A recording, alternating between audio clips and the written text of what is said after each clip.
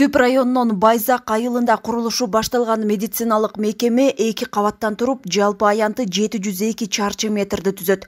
Анда стационар жана үй бүлөлүк дарыгерлер тобу жайгаштырылат. Имарат ишке кирсе, эл аралык стандартка шайкеш аппараттар менен жабдылып, бардык заманбап шарттарга ээ болот.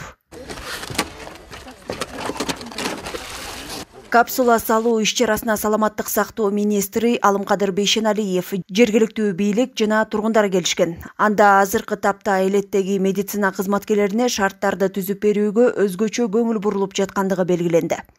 Азыркы кезде заманбапка жооп бере турган мекеме курулат. Андан дагы айтып кетерим, ушул жерде мынакей эжелер Санташтан түптүн главврачы мага айтты эле, скорый помощь жакында бердик.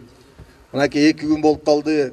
Ошол санэпс врачтарга тоолуу райондорго жете албай атабыз дегенде, мен Нива машинесин бердим.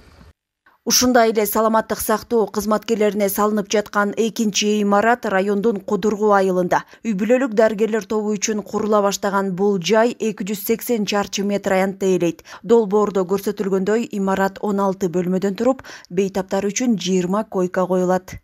Буга чейинки ушул райондордогу приоритетти аныктоодо дагы ушу жергиликтүү тургундарга мына ушул саламаттык сактоо тармагындагы ушул имарат керектиги, муктаждык аныкталган.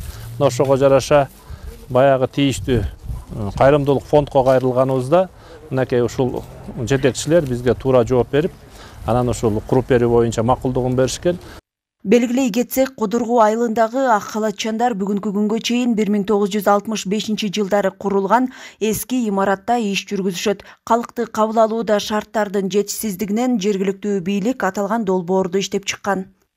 Мурдакы үй бүлөлүк дарыгерлер тобунун имараты 65-жылы курулган. Азыркы тапта баягы эскини канча жамасаң дагы жаңы болбойт дегенде, канча ремонттосок да баягы жаңы болбойт экен. Авариялык абалга жетип жатканда, ошол себептен бул муктаждык болчубуз жаңы больница имараты. Эки объектинин сметалык баалары биригип 34 миллион сомду түздү. Аны Ас-Сафа борбору коомдук бирикмеси каржылоодо. Аталган эки имараттын тең курулушу ушул жылдын декабрь айында аяктап пайдаланууга берилет. Данагүл Алиева, Жакшылык Чортонов, ЛТР, Ысык Көл облусу.